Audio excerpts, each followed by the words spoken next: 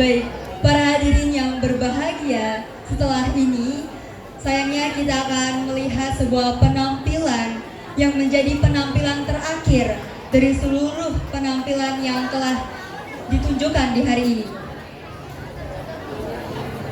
Masih dengan penampilan drama musikal yang akan menjadi penutup dari seluruh penampilan hari ini. Betul. Dalam penampilan yang terakhir ini, mereka akan membawa kita semua ke dalam perjalanan yang mengagumkan dari ujung barat Indonesia melalui zaman keemasan kerajaan, Di mana keberanian, cinta, dan pengorbanan menjadi sorotan utama. Drama musikal dengan judul Putra Mahkota Amat Mude adalah kisah tentang perjuangan seorang pangeran muda yang berani melawan ketidakadilan dan kezaliman demi mewujudkan keadilan dan kedamaian bagi rakyatnya. Baik, untuk itu kepada 10-9 apakah sudah siap?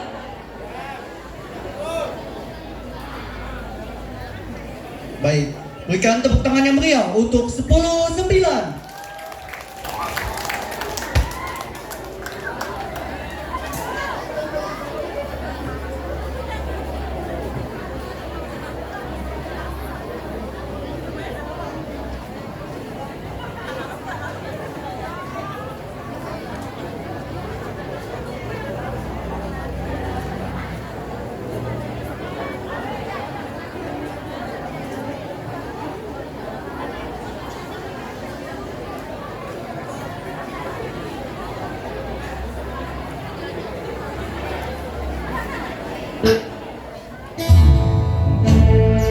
Alkisah di negeri alas Mandro Aceh Darussalam ada sebuah kerajaan yang dipimpin oleh seorang raja yang arif dan bijak. Seluruh rakyatnya selalu patuh dan setia kepadanya. Negeri alas senantiasa aman dan damai. Namun, satu hal yang membuat sang raja selalu bersedih karena belum dikaruniai seorang. Sang raja ingin sekali seperti adiknya yang sudah dikaruniai seorang.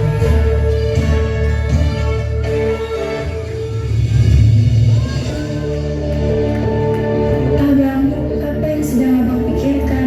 Kenapa abang terus tiba-tiba sedih? Adikku, aku ingin sekali dikaruniai seorang anak seperti engkau. Namun hingga kini, aku masih belum bisa dikaruniai seorang anak. Siapa yang nanti menguruskan kerajaan ini? Bersabarlah bang, mungkin sebentar lagi engkau dan permaisurimu akan dikaruniai seorang anak yang dapat memimpin kerajaan ini dengan baik seperti ini. Terima kasih doamu itu. Aku harap doa itu akan segera Tuhan kabulkan. Kami pamit dulu ya bang. Semoga abang dapat segera dikaruniai seorang anak. Baiklah, hati-hati.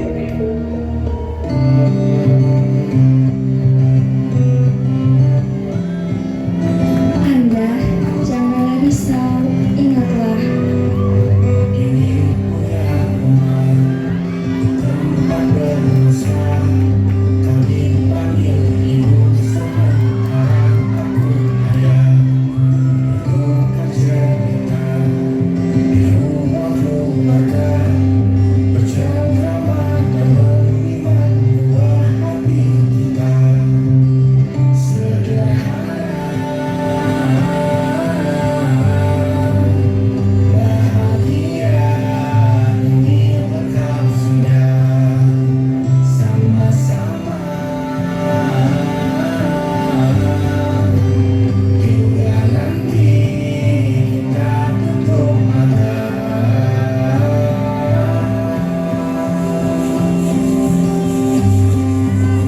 Terima kasih Dinda, karena terus berada di sisi Kanda.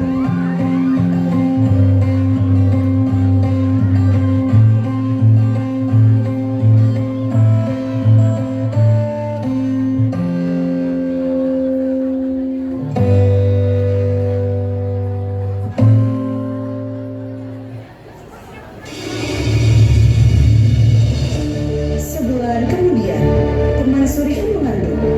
Alangkah senang hati sang raja mengetahui hal itu. Kabar tentang kehamilan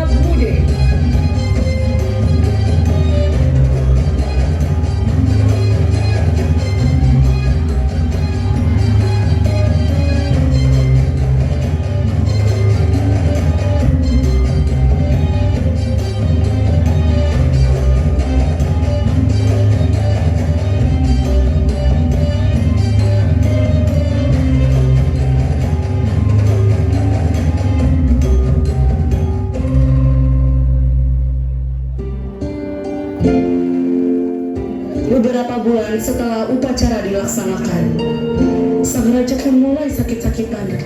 Seluruh badannya terasa lemah serta letih.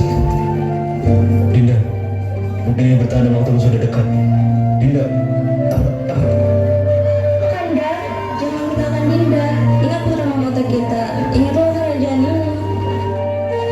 Dinda, tolong rawatlah putra kita dan jagalah kerajaan ini. Tidak, Kanda. Jangan tinggalkan Dinda sendiri.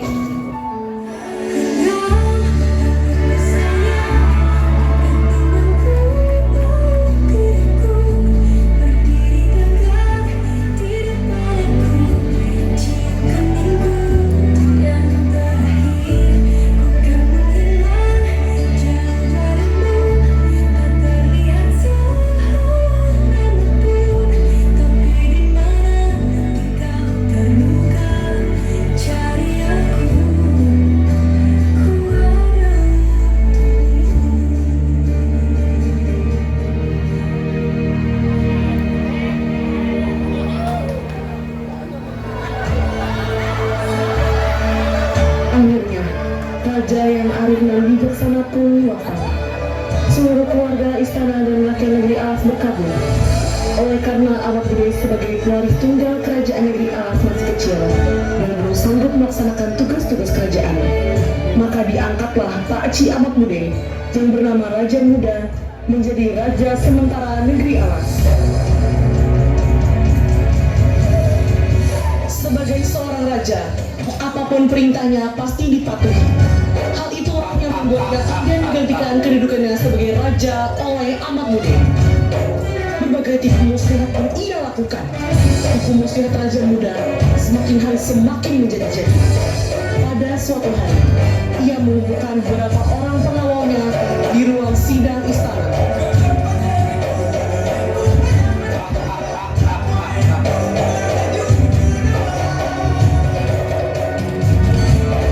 Wahai pengawal,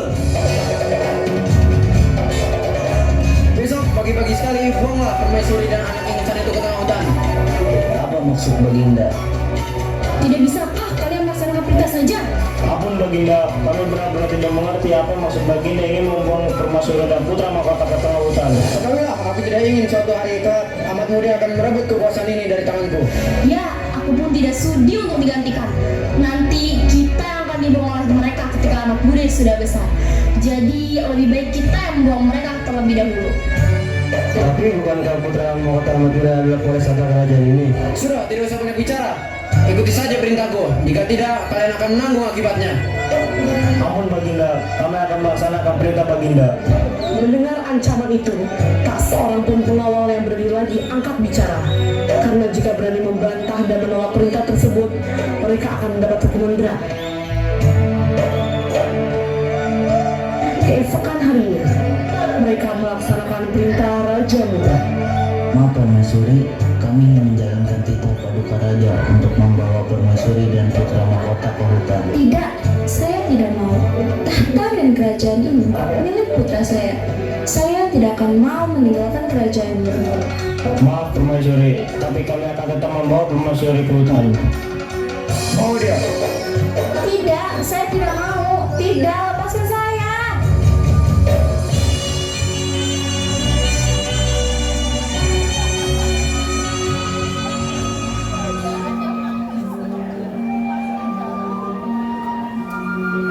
Waktu terus berjalan, tak terasa Amak Bude telah berumur 17 tahun. Ia tumbuh menjadi anak yang cerdas dan tampan. Ia mempunyai hobi memancing. Dan suatu hari, dia pulang ke gubuknya dengan membawa ikan yang sangat amat banyak. Bu, lihat Bu, aku telah menaklukkan semua itu. Semua ikan-ikannya telah aku dapatkan. Wah, hebat sekali kamu putraku. Tapi nak, ikan sebanyak itu tidak mungkin kita habiskan sendiri. Bagaimana kalau kita menjualnya saja? Iya Bu, ayo.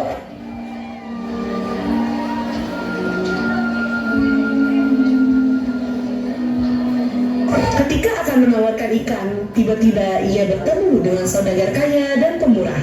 Ia adalah sahabat suaminya yang dulu. Tuan Putri, kenapa Tuan Putri dan putra mahkota berada di tempat ini? Saya dan putra saya berada di sini karena pekerjaan sang raja muda itu. Dia dengan tega membangkang di tengah hutan hingga belasan tahun. Kalau begitu, perkenankanlah saya untuk membawa permaisuri dan putra mahkota ke rumah saya, dan ikatkan kalian saya yang beli untuk dihidangkan di rumah saya. Terima kasih karena engkau mau menjamu kami. Sesampainya di rumah, saudagar itu menyuruh istrinya agar segera memasak ikan tersebut untuk menjamu permaisuri serta anak muda. Dik, kita kedatangan tamu yang terhormat. Bisa kamu buat masakan yang khusus untuk mereka?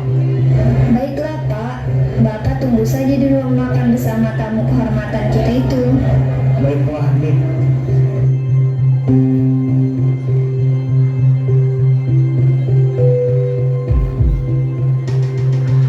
Kemudian, di ruang makan sambil menyantap hidangan istimewa, saudagar itu pun menyampaikan berita gembira tersebut kepada permaisuri dan putranya bahwa mereka akan dibuatkan sebuah rumah yang layak. Pak, saya membawa berita baik. Tadi saya menemukan emas di dalam perut ikan itu. Alhamdulillah, Tuan Putri. Bagaimana jika emas itu saya jual? Hasilnya untuk biaya pengeluaran Tuan Putri dan untuk kehidupan sehari Tuan Putri dengan anak muda. Terima kasih atas semua perhatiannya. Menurut kami tidak ada apa-apa Tuan Putri jika dibandingkan dengan bantuan bagian raja semasa hidupnya kepada kami.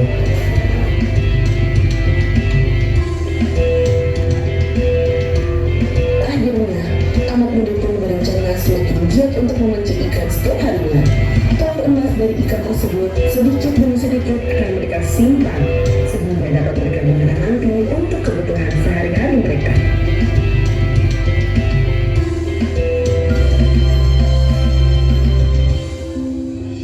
Berita tentang kekayaan permaisuri dan putranya itu pun sampai ke telinga Pakcik Amak Muda. Mendengar kabar itu, ia pun berniat untuk mencelakakan Amak Muda. Pada suatu hari, Raja Muda yang serakah itu memanggil Amak Muda untuk menghadap ke istana.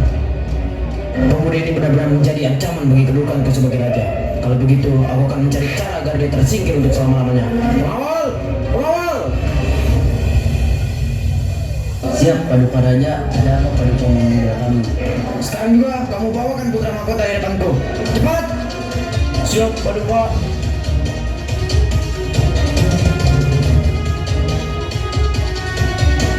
Ada perlu apa kau memanggil saya, Raja Muda? Amat Muda, saya ingin kau mencarikan buah kelapa gading untuk istriku yang cari lagi.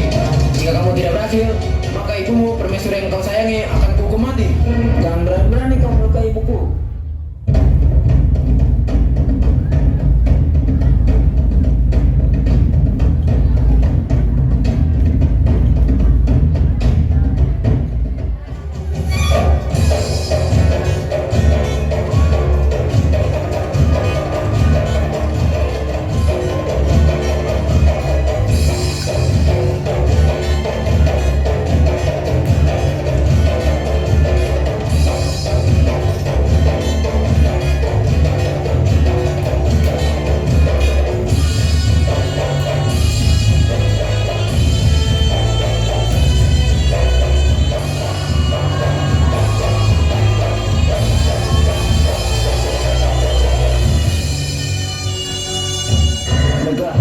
Ketahuilah, hal yang kau lakukan karena aku berniat untuk menolong istrimu dan juga untuk keselamatan ibuku. Maka ia pun memerintahkan Amak Muda pergi mencari buah kelapa gading. Buah kelapa gading itu diperlukan untuk mengobati penyakit istri Raja Muda. Tiba-tiba muncul di hadapannya seekor ikan besar bernama Silenggawraye yang didampingi oleh Raja Buaya dan seekor naga besar. Amak Muda pun menjerit ketakutan. Hei anak muda, kamu siapa dan hendak kemana? Saya anak muda. Saya berniat untuk mengambil buah kelapa gading itu untuk obat istri Raja Muda dan juga untuk keselamatan ibuku. Mendengar cerita Amak Muda tersebut, ikan Silenggawraye, Raja Buaya dan naga itu langsung memberi hormat kepadanya. Amak Muda pun terheran-heran melihat sikap ketiga binatang raksasa itu. Ampun Tuan, putra mahkota anak muda. Kenapa kalian hormat kepadaku? Ampun Tuan, almarhum ayahandamu adalah raja yang baik. Dulu kami semua diundang pada pesta pemberian nama Tuan. Benar Tuan, Tuan tidak bertakut. Kami akan membantu Tuan untuk mendapatkan buah kelapa garing itu. Ini Tuan, ini adalah cincin yang bisa membantu Tuan untuk mendapatkan buah kelapa garing itu. Baiklah, terima kasih. Ikan, Raja Buaya, dan naga besar kemudian pergi. Setelah itu anak muda segera bergegas mengambil kelapa gading tersebut. Ia pun menyampaikan niatnya kepada cincin ajaib yang melingkar di jari tangannya. Bantulah aku ingin mengambil buah itu. Ketika anak muda baru saja berhasil mengambil kelapa gading tersebut, tiba-tiba seorang putri cantik jelita berdiri tepat di bawahnya. Akhirnya aku berhasil mendapatkan buah ini. Astaga, kamu siapa? Kau begitu cantik. Baru kali ini aku melihat wanita seorang putri sanggup kamu. Aku adalah Putri Niwargadin. Kau adalah seorang lelaki tampan yang telah berhasil mengambil buah kelapa gading ini. Kau akan menjadikan suami yang kelak akan melindungiku. Baiklah putri, saya bersedia menjadi pendamping putri. Akhirnya, Amak Budi pun mengajak sang putri pulang ke kerajaan Raja Muda untuk menyerahkan buah kelapa gading itu, serta akan memperkenalkan calon pendamping hidup putra mahkota Amak Budi. Ini sudah kupenuhi permintaanmu untuk mengambil sebuah kelapa gading untuk istrimu. Sungguh, aku mengucapkan terima kasih. Aku telah melakukan kejahatan padamu, tapi kau masih membantuku menyembuhkan istriku. Aku sadar apa yang telah kau perbuat selama ini adalah salah. Dengan pemberian buah gading ini darimu kepada saya, maka akan saya berikan pula kembali yang sebenarnya sudah menjadi hak kamu dari dulu. Saya akan mundur dan menyerahkan kedudukan kerajaan negeri Alas di tanganmu.